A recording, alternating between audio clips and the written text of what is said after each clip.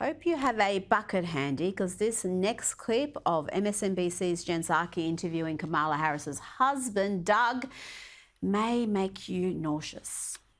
Important part, or an interesting part of how people have talked about your role here is how your role has reshaped the perception of masculinity. And I'm not sure you planned on that, but you are an incredibly supportive spouse. Has that been an evolution for you? And do you think that's part of the role you might play as first gentleman? It's funny, I've started to think a lot about this. I've always been like this. My dad was like this. You have reshaped the perception of masculinity. She actually said that. Did you circle back to your bucket yet? Just a reminder for those who don't know, this is the same man who was sleeping with a nanny while his first wife was at work. He even got the nanny pregnant. Yeah, that sounds like the type of masculinity every gal craves. Ugh. Let's cross now to Gaza, or is it Fallujah or Kabul? Oh no, it's Melbourne, Australia, where scenes like this are becoming commonplace.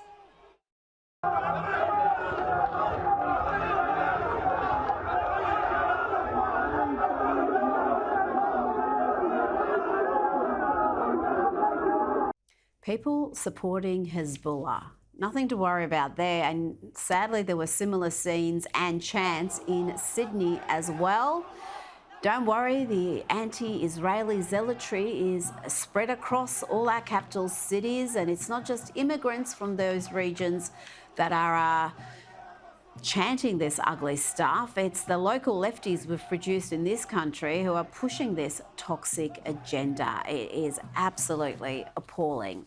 Now, here is proof that even the dimmest of dim dolts can somehow become a billionaire. Let's look at some of Mark Cuban's work. This is from a few years back with the devastatingly unfunny Stephen Colbert. And I apologise in advance for the extreme levels of cringe you're about to experience.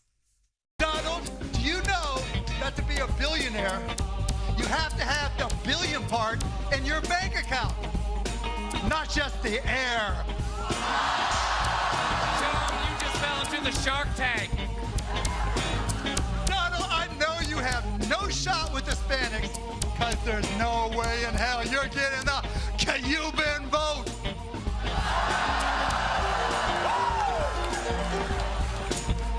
Donald, the only way you're worth 10 billion is if I paid you $9.5 billion to wash my. Oh dear, and it appears Mark Cuban has learned nothing from embarrassing himself in front of the world. He is a source of amusement constantly on X, where he tweets the most absurd stuff. And if that's not enough humiliation, he took that same absurdity on CNBC, only to be slapped down with facts and logic. When she was unable to answer the question about are you better off now than 4 years ago, I think that was illustrative. Well, 4 years ago, literally, we're in a pandemic. It was an easy answer.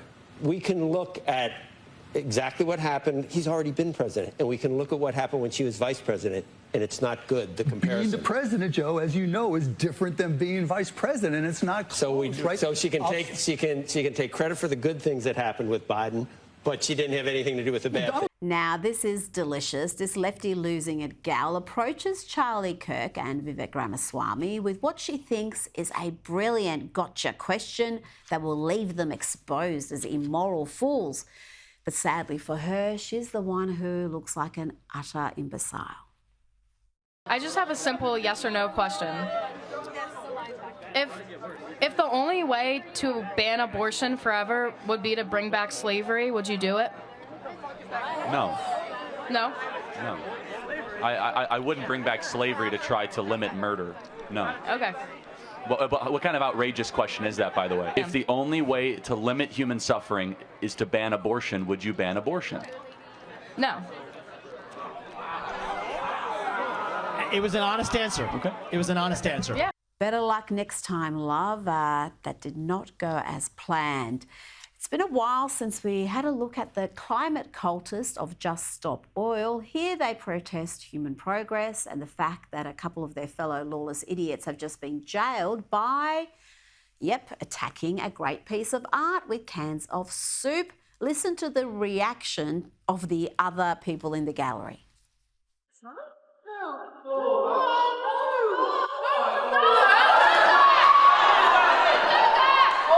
are worrying hundreds of people in prison demanding an end to new oil and gas, something which is now government policy. After sustained disruptive actions, countless headlines, and the resulting political pressure,